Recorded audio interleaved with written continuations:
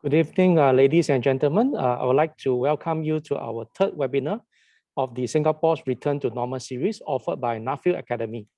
Tonight, we have the privilege of having our esteemed guest speaker, Ms. Zahira Masauood, to share her wisdom and insights on the topic. Ms. Zahira is the principal counselor at Nuffield Counselling.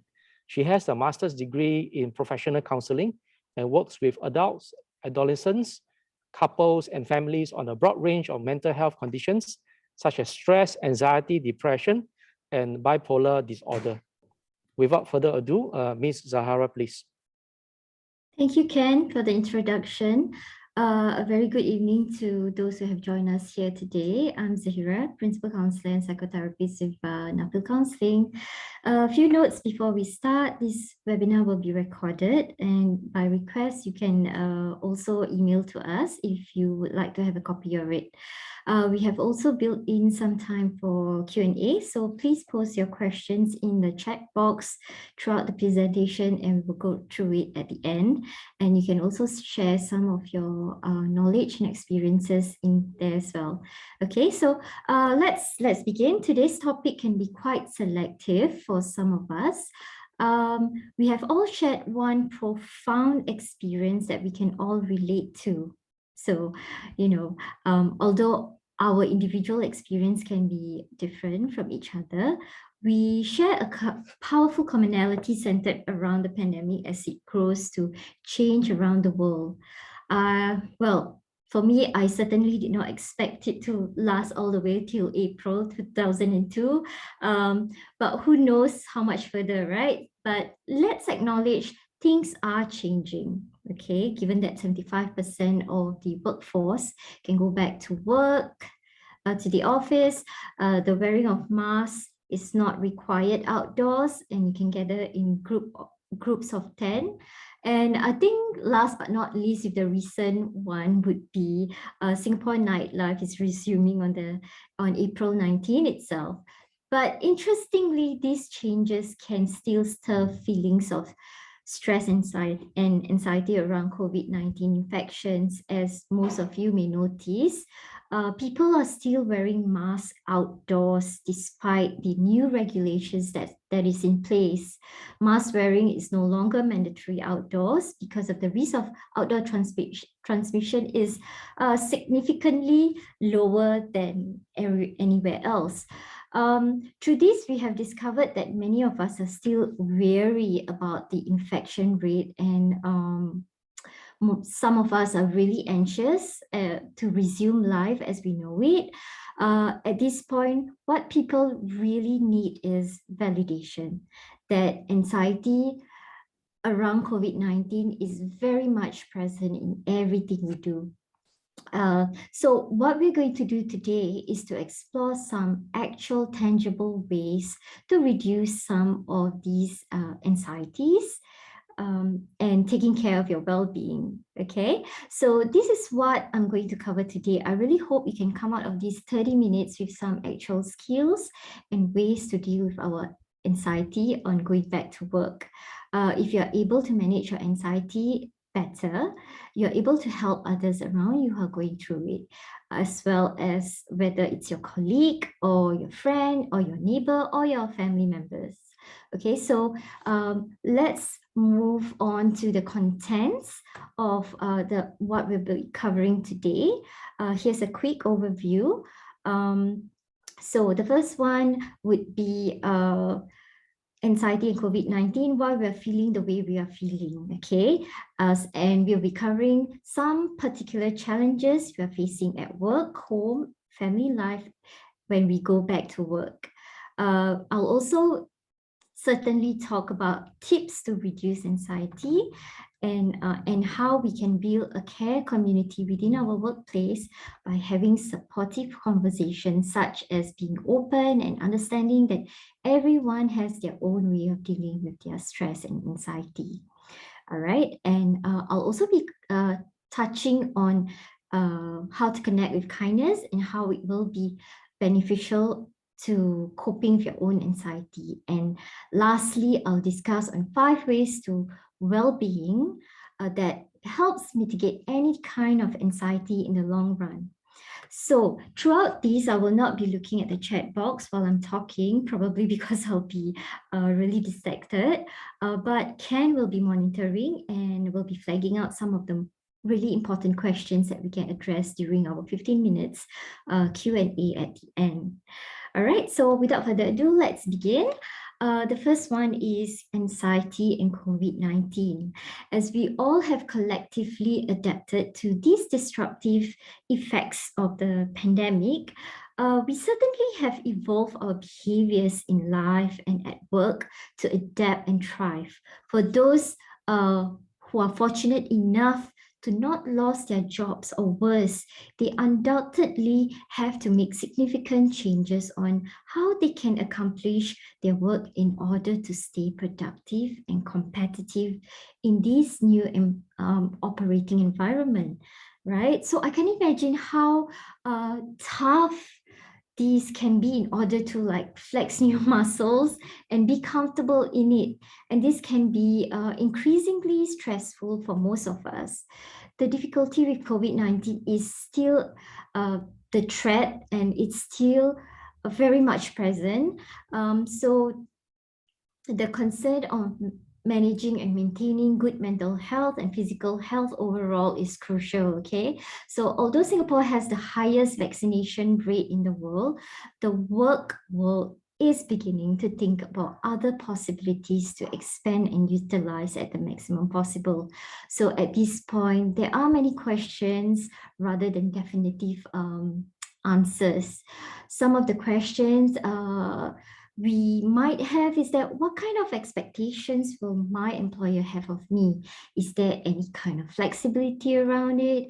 What will work look like in the next coming months? What are the chances of me or my colleagues getting infected at work?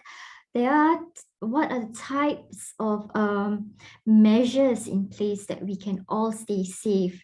I think this is really fair questions to be asking. Employers and employees alike are all grappling with the expectations, what work will look like moving forward as we begin to put the pandemic behind us. I think one of the key obstacles is that the fact that no one really have an answer for all of us at this point, and these can create a lot of uncertainties. The lack of clear answer weighs on people, some more than others, right? So, okay, so a little bit about the understanding of anxiety. Unlike fear, which is one of the stress responses to an immediate danger, anxiety is an ongoing sense of worry. Anxiety happens when we become overwhelmed with our emotions, especially fear, and want to avoid situations that make us more anxious in that environment. So we may be feeling a lot during this current pandemic as we attempt to adapt to these new work expectations. Having said that, we also need to acknowledge that our responses to this uncertain situation is just natural, okay? We may experience different things such as social anxiety as we find ourselves mixing with others again. We might feel worried for ourselves and our families because of the changes in routine, additional stresses, and the potential of risk of coming into contact with COVID-19 at work and public spaces. So in the next following slides, I'll be sharing tips on how to navigate through some of these challenges at workplace, home, and family. Okay, so some of the challenges at workplace would be getting back to face-to-face meetings, okay? Getting used to new social standards and changes in policies and procedures, feeling unsure of your role at work, the performance level, and the ability to express your concerns with your supervisors without the fear of backlash or ridicule.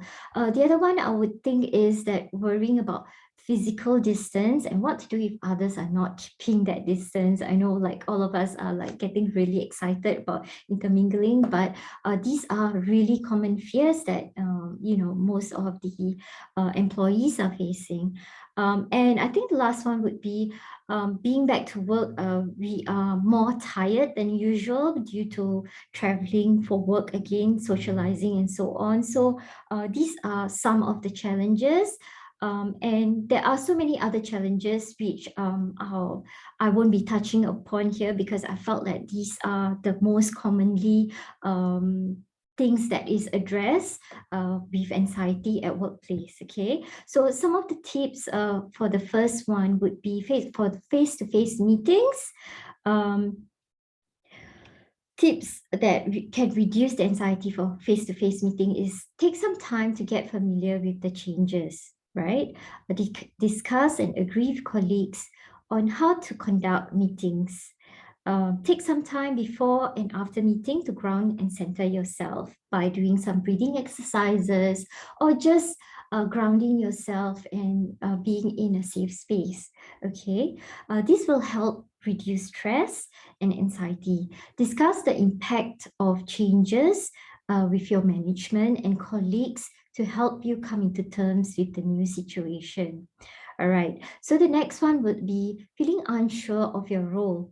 I think what's really important here is to ask for a meeting with your direct manager or your supervisor to talk about your role so that you can set realistic and achievable goals for yourself without having the brunt of that stress. Okay, and for physical distancing, discuss physical distancing arrangement with your colleagues and some of the agreed protocols at work.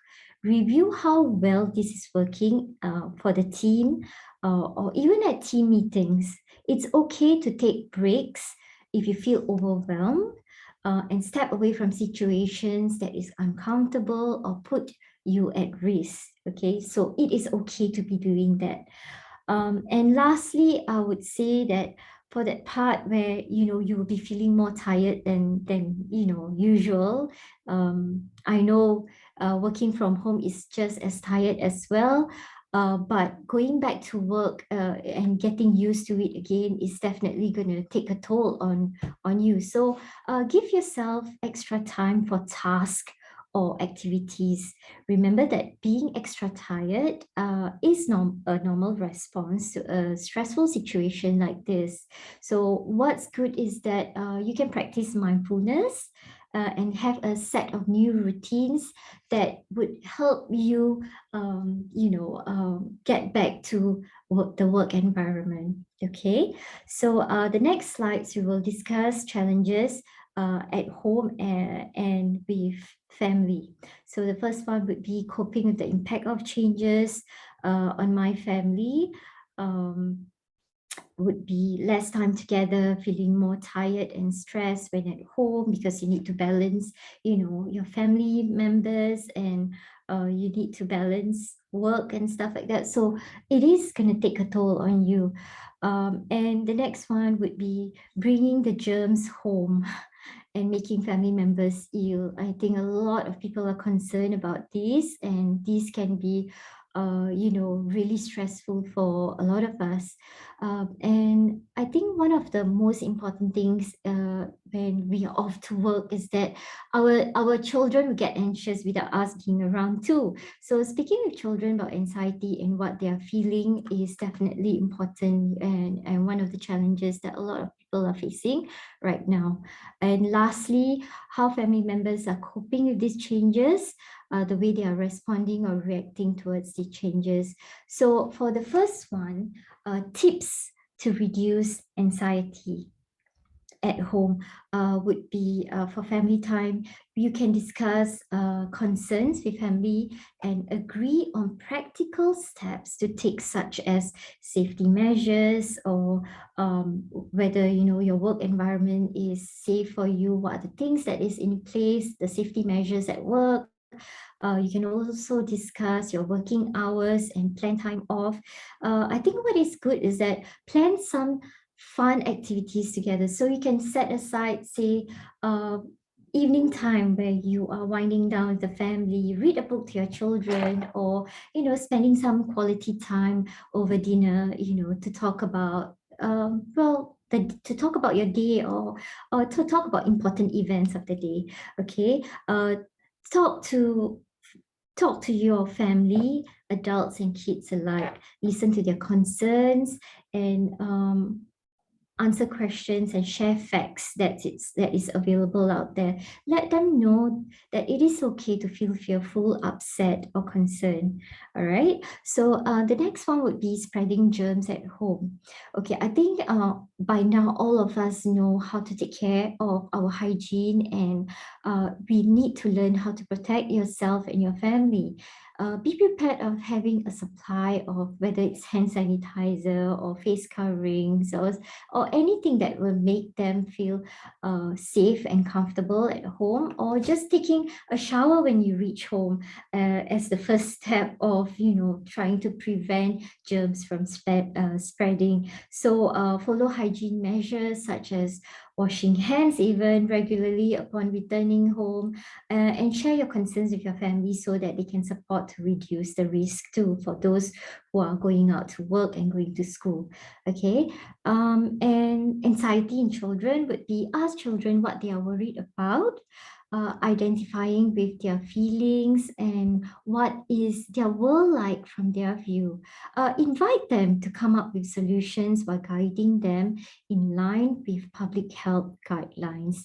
And I think there are a lot of resources out there these days. I feel one of the most impactful one would be teaching kids about mindfulness. Okay, I think that's really helpful for them to ground themselves in situation like this. Okay, so moving on, how do I overcome anxiety? I think mostly remember that you know what you can share with your colleagues even at work is that remember that you can't pour for an empty cup. Okay, it is important to take care of yourself first.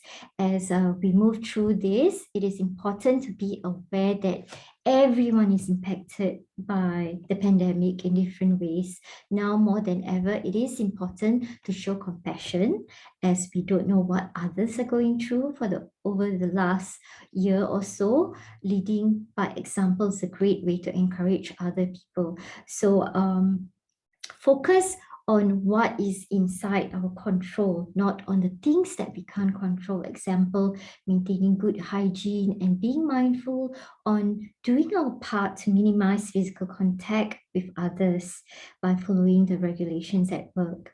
Prioritize on well-being. Take daily walks or other exercises, eat well, have a good sleep routine. These would be helpful, right? Look for ways to stay connected with your colleagues who might not be in the office at this point of time, or who don't share the same shifts or locations as you. It's good to just stay connected with people that means a lot to you. Okay. The other thing is that I think it would be also important if you do have an access to an employee assistance program. In short, we call it EAP program, or similar support. If they are available at your workplace, please make use of it. Know when and where to get support at work or in the community. Also, I feel like ask for help if you're not coping well and struggling with how you're feeling. If you feel professional support would be helpful, talk to your doctor or a mental health professional about the options available for you. Okay, so what I find that is really important in the work environment is the importance of having open and supportive conversations. Okay, mental health stigma has been described as a sign of disgrace and negatively distinguishes one person from another, and it is rooted in our everyday language, believe it or not. The language that is commonly used about mental health can create a barrier that prevents people from truly understanding and helping others. Although the huge I mean, although the use of such words such as crazy, nuts, psycho may seem very trivial and innocent, these words are the building blocks of stigma, okay, and can lead someone to conceal their difficulty or their need for support. Using words like these are often associated with mental illness and potentially increases stigma.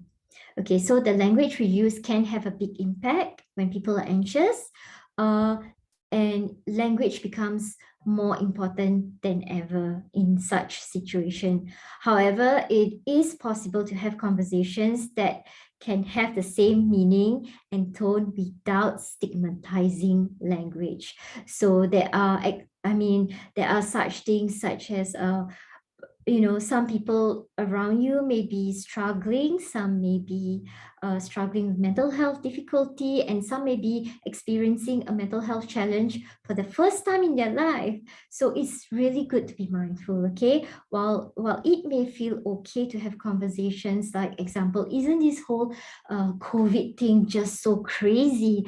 It's mad how the office has changed so much. Or maybe you'll be saying stuff like, I don't want to go to the canteen with everyone touching everything. This place is just crawling with germs. Sometimes when we say things like this, we don't realize how negatively it may impact someone who's dealing with a mental health condition. So these types of conversations are definitely leaning towards the negative and could use some, we could use some other types of languages without making our colleagues feel anxious. So instead, we could try things like, hey, isn't this whole COVID thing just bizarre? Do you see a difference here? Is it strange how much the office has changed? Or maybe the last part would be, I like to use the canteen, but I'm concerned about the hygiene and cleanliness. Do you see the difference in how using language in a more positive way can impact someone? So these supportive conversations are really, really important. So our conversations may be geared a little different than how we are used to with measures at work. In the context of the pandemic, it is important to understand the power of stigma. Okay, so two people can have very different experiences on the same situation. The thing is that is missing in a conversation so that they can both understand the other points of view. For example, colleague A who says to herself, she didn't come over to me to say hi to me. She must know that I've been having a rough time or having a tough time and do not want to talk to me because of it. This is the impression that colleague A might have. But instead, colleague B will be having an impression on the side and saying that it's so good to see her again. It's a shame I can't go over and hug her to say hello because of the distancing measures. What I like to see here is that, remember, physical distance does not mean socially distancing from others. You can always go up to your colleague and check in with them just to ask them how they are doing or how have they been coping so far. So I understand that, some of us may feel socially out of practice because of being so disconnected for quite some time. So it might be useful to consider conversation starters to help us get used to being around more people. So the tips on how to have open conversations, such as to understand each other's better, is ask general open-ended questions such as, how are you finding being back in work? Say that it is great to see you again rather than just thinking about it, okay? So be understanding if a person do not want to eat in the canteen and having fears of hygiene or just being in large groups. And it is also important that to know that this is a good time to encourage setting boundaries. Like if you need some space for yourself, you could politely decline an invitation for say for a lunchtime walk. Okay, so these are just some of the tips on how to have open and supportive conversation. So the next one, what I feel that is really important and impactful is when it comes to addressing our worries as we return to the workplace, is that we may carry so much mixed emotions towards the pandemic, and this can bring about a lot of feelings of negativity, which is really unhealthy, such as anger, confusion, and even disconnection towards others for a variety of reasons. Feeling an emotion and acting on it is two separate things, okay? So what we can acknowledge the feelings is that without behaving in a negative way. Instead, we can look at ways to express ourselves clearly and kindly. We can also connect through with others through kindness. By empathizing with them, we can all play a part in reducing the stress we feel by connecting with kindness with ourselves and with others. So making efforts to be proactive and help minimize some of the negative effects when in contact with others are, smile with your eyes behind our face coverings and connect with others, use friendly body language and gestures, so that we can just demonstrate patience, show more compassion and tolerance and kindness, open and thoughtful language as what was discussed earlier on. Okay, so lastly,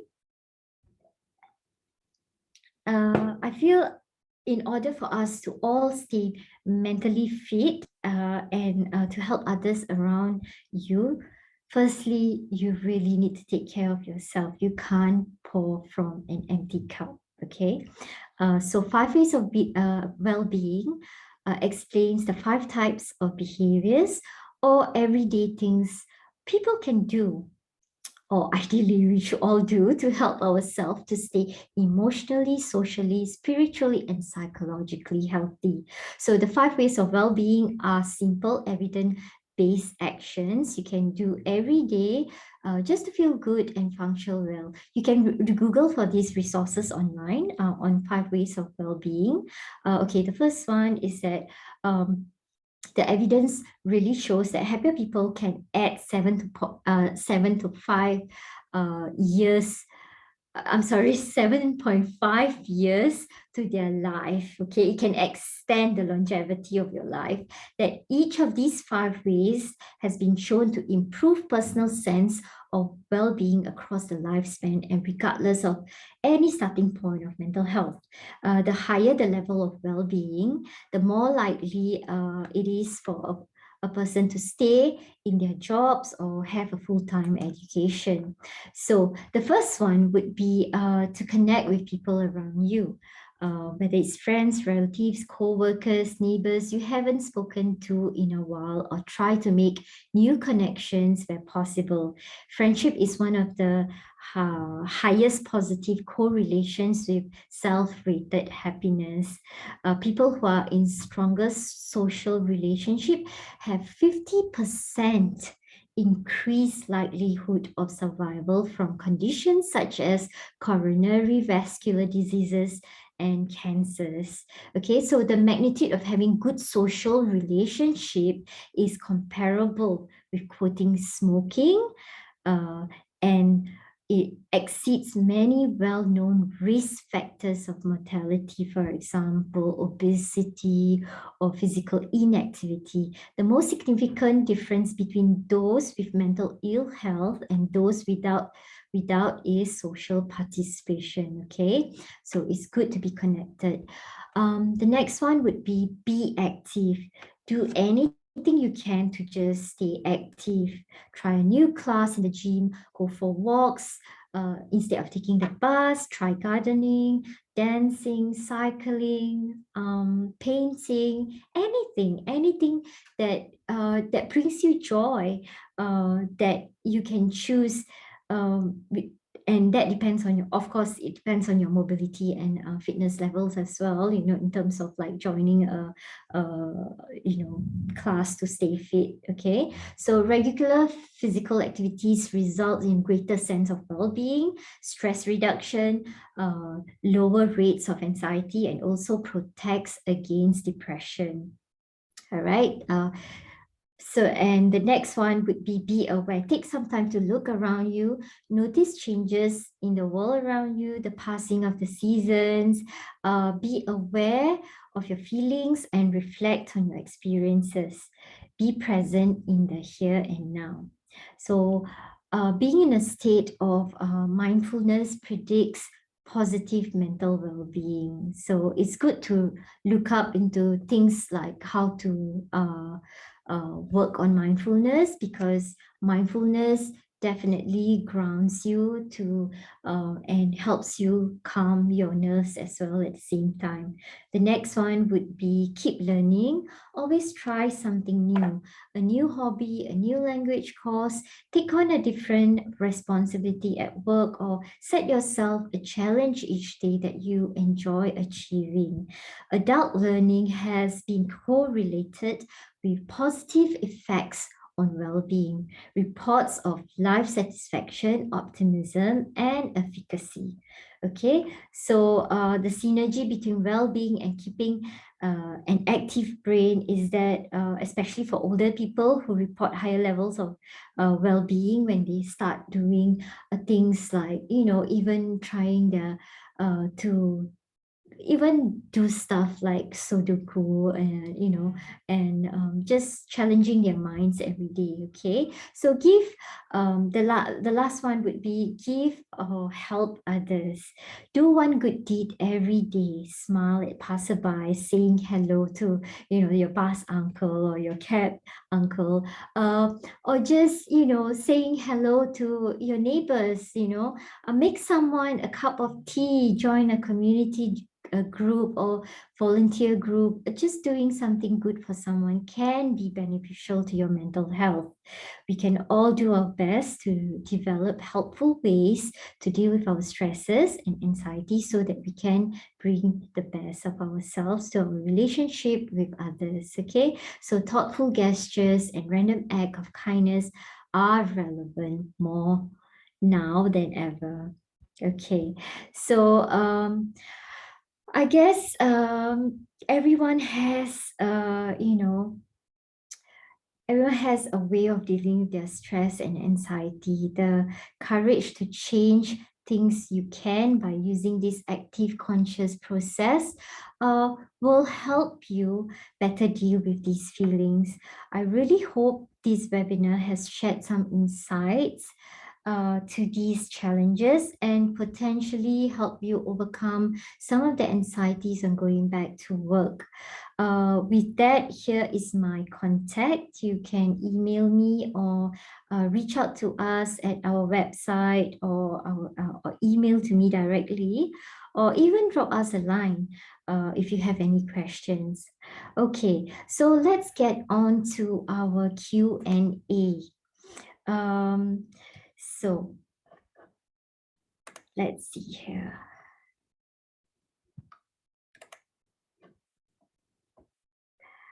So I think most commonly questions that people do ask about going back to work is that, what do they do when, their colleagues are not following the protocols of whether wearing a mask at work, or whether, to even socially distance themselves and just forgetting the measures that is in place. Is that it's good to just politely, speak to them about it, and being mindful that by what we have discussed earlier on, using the kind of languages that mindful, positive language that we can, share some of our concerns with. So it's great to always apply that at work, okay? Because these can create a lot of, feelings of uncomfortable among colleagues, and, colleagues can get, there are some colleagues who are not equipped with to handle this kind of emotions better. So it's good to be very mindful when you talk to your colleagues. The other one that I feel that has a huge concern is that, for people who, it even appeared on Straits Times past few days ago, people are not so keen taking the public transport, given that it's so packed right now, and they would rather just work from home because, definitely that raised a lot of anxiety about spreading germs and bringing it back to work or at home. So there's a lot of talk around this, and I feel that I think as long as we we stay vigilant, because everyone has their part in this, right? It's a collective thing. As long as we stay vigilant and follow the protocols and the safety measures in place, I think that should still be okay.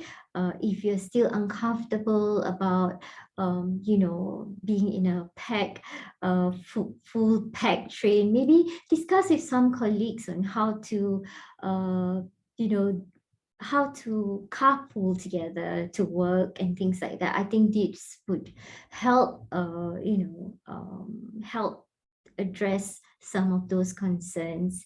Okay, so is there any other questions that anyone has for me that we can address in the sessions?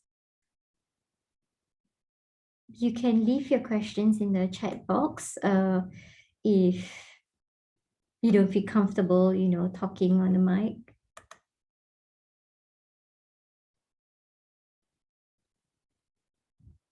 Okay, I think there's one last thing that I would, as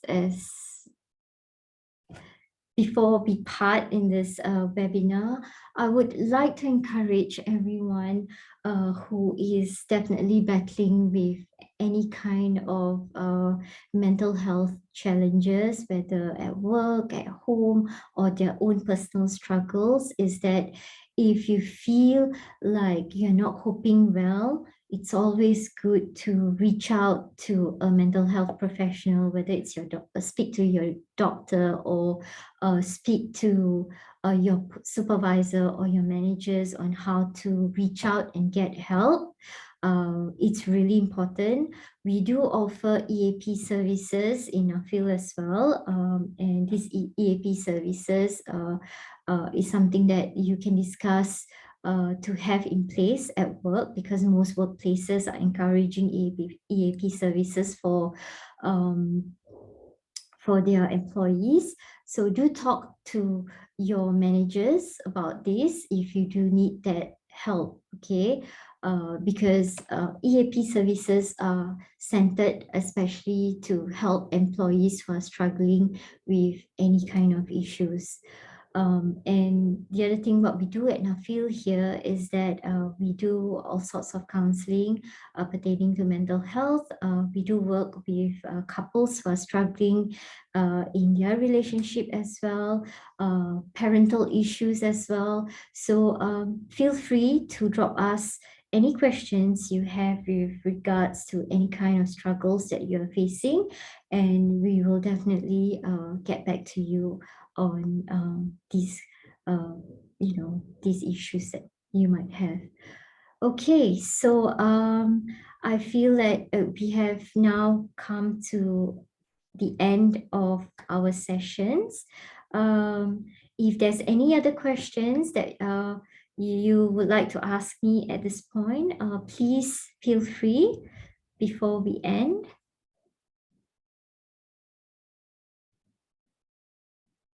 Okay, so thank you for joining us here today. Well, I hope all of you have found something really helpful in this webinar today. So Have a great evening and hope to see you in our next one. Thank you. Thanks for joining us.